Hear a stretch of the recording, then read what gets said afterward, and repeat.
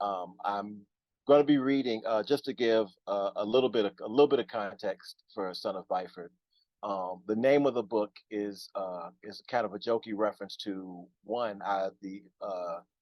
the first public elementary school I attended after Afrocentrist education for a couple of years in the early mid '70s. William H. Byford Elementary School on the west side of Chicago, which is now Milton Brunson Specialty School.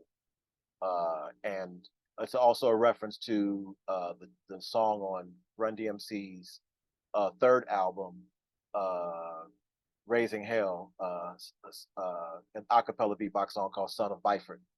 Um, and that became kind of a running joke in the context of community and people who were listening to rap music. Um, Going to public school in Chicago, you never really knew the names of the old white dudes who the schools were named after.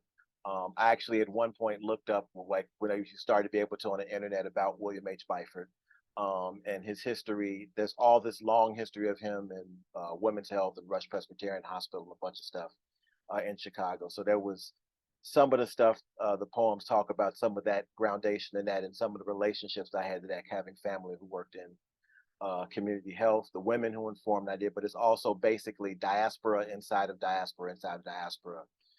West side to south side, family from the south to the west side of Chicago, uh, coming out into moving from Chicago into the West Coast. A lot of little different pieces of that, and that just sort of got glommed together and overlapped and depart and intersect. Um, the first, I'm going to read three pieces, and the first piece I'm going to read is called July 10th. And I wrote it actually in 2015. And I was trying to remember why I called it July 10th because it's actually an obituary that I wrote for myself um, about being uh,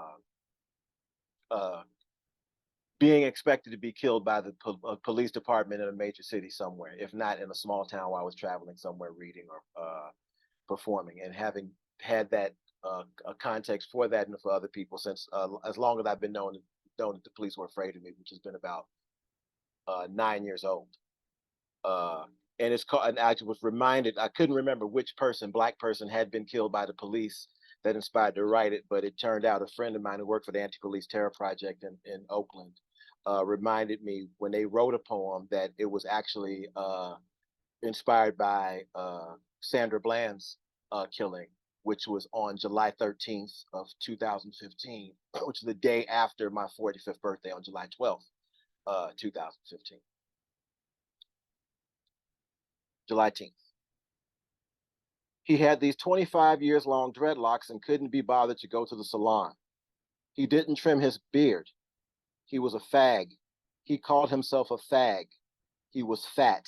He was bisexual. He was a sex worker. He wore a dress on stage at Gay Pride. He mean mugged me while making my latte at Starbucks in February 2003. He didn't answer me quickly enough when I asked for more coffee stirrers at the cafe station at Starbucks in August 1999. He had a 22-year-old man die in his arms following a drive-by shooting in the hallway of his apartment building while the man's wife and sister watched in September 1995. He received a summons from Cook County when he was behind on his child support in May 1997. He was a rapper. He was a queer rapper. He rapped with other queer rappers whose group's name we'll say is unprintable here but has been printed in a zillion places. He had sex with a lot of people, too many people. He had sex with people who were HIV positive. He had sex at sex parties. He had sex in public. He smoked the marijuanas. He ate the marijuana's candy. He did some other drugs too. He liked the drugs. He had white girlfriends. He had white boyfriends. He was non-monogamous. He was divorced. He moved to the San Francisco Bay Area when his kid was just 4 years old. He said nigga a lot. He had another kid with a queer woman he only married after they'd been together for 8 years when the kid was 6 years old, and only then because he was going to do his rapper thing in Europe and wanted to have some protection for his quote unquote wife and the kid on the cheap. He marked their anniversary as the first time they fucked, which was at one of those sex parties. He tells his kids that security staff and retail stores only greet you so they know that they are watching you. He passed it straight with a lot of people. He collected unemployment for months on several occasions. He was laid off from jobs. He ate fast food. He was asthmatic. He was diabetic. He had interstitial cystitis. He was spectrum. He worked day labor. He said he had chronic pain, but he didn't look like it. He ate too much sugar. His youngest kid is a willful, homeschooled, and unskilled thing who talks kind of like a grown up sometimes. He owed $30 to the Oakland Public Library. It took him 6 years to finish undergrad. He was rude to me when I asked how long it would take for me to get a cab from in front of the hotel. His graduate student loans are in default.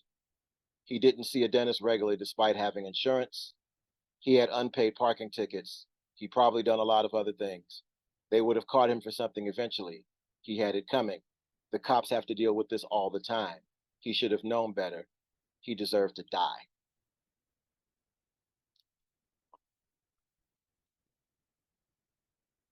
Second poem I'm going to read, because this came up for me again, is called Shule ya Watoto, or School is for Children. And it'll be self-evident. It's one of those, again, one of the diasporas inside of diaspora. Shule ya Watoto is the Afrocentric school I attended on the west side of Chicago from 1974 through 1977. And this is about that. That was founded in 1972. February 5, 1972. The usable restroom to the rear left had a single commode, a soap-streaked deco-gilded mirror, a gummed-up wall-mounted powdered hand soap dispenser, and a mule team hand cleanser pitted face bowl that had seen at least 4 decades previous of cold water splashes that crisped a Menchie shopkeeper's cheeks and hid his homesickness and fading stamina from the afternoon customers.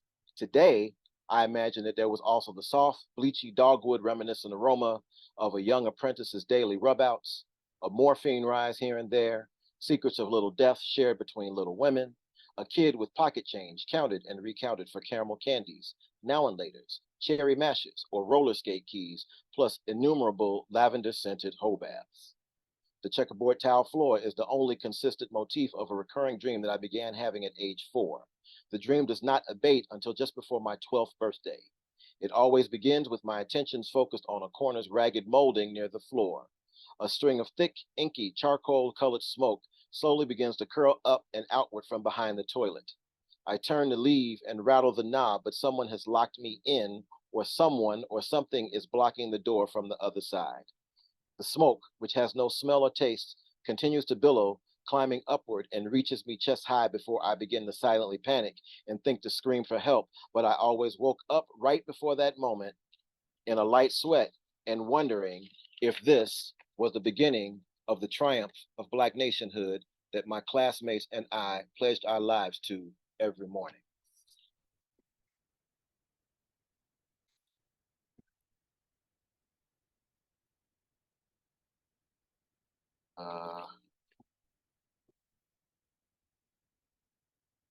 Uh, yes.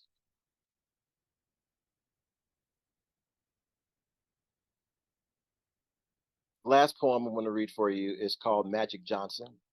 Um, uh, a jokey joke, another joke, because there's always jokes, uh, about the concept of the magic Negro, and my family's given my paternal family, sorry, say last name of Johnson. And it's about, again, those diasporas inside of diasporas. And yeah, I think it'll be clear somewhat. He keeps the wand zippered until just the right time, the precise moment, surprise and attended shock values being integral to the success of the performance. Rice boiled to a perfect al dente, butter and syrup running over a bubble-topped scorched earth trampoline. Up and over! Belgian Congolese ego compartmentalization, salty sweet oleosocratic coagulation in Tuesday morning TV spots. A crispy coating, delicately locking in deep-fried pepper-flecked anger, subconsciously rubbed into 3,744 company store bought chickens. desperately needed into virally atrophied growth centers near closing on knobby-kneed Mississippi girls sent home to die with their mamans. I guess I'm better off today, hipster enough to be annoyed at the irony. Tag your it. Run, hop along, run.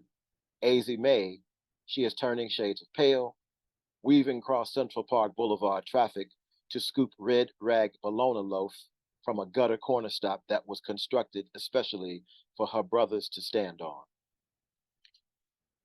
It's the Miracle on Ogden, meeting a $1.35 an hour Spiegelman. 10 years earlier and 8 years too late, all in the same wormholing moment of a last poetic rip in time-space fabric, a pattern mastering of checkerboard and purple fleur-de-lis sewn into buba, gele, and dashiki. Proto-Negro peering through tiny horn rims, stomach rumbling around 11:30 while contemplating the contradiction of allowing white Commonwealth Edison and People's Gas men into our ancient African storefront. Scraping clean the paper plate of curry powder, sugar, salt, and starches necessary to survive the 6 months with no end that predicated diabetic and high blood pressure futures. Blood is now thinner than water. You've been soaking in it, girl. Rib bones float through a hot sauce cloud to the ocean floor. A moment of truth above deck finds him frozen and indecisive, contemplating the quiet overness in the wet blue dark, waiting to consume the home team. Pulling up for a jumper, his feet fail, the problematic big toe that landed him on the disabled list last season. Or is it the chainmail message, an ankle transmission from the back of the line, signaling a change in play? He can make 5,001 things from a yam. Compress peanuts into phonograph needles, make boogers talk, last the soul to your last pair of shoes while spitting up chunks of lung, defy gravity's laws with the help of willows and oaks, memorize the lay of a town without pity for his folk, teach the Shakers his Promethean recipes for curling Sankofas and Giname out of hot iron, in any or all of those Lou Rawls narrated Anheuser-Busch sponsored minutes that got him through the 1980s, transfused by Cedrew's blood memorizations and the knowledge that he ain't supposed to die a natural death, and that despite overwhelming evidence to the contrary, it's going to be all right. Thank you.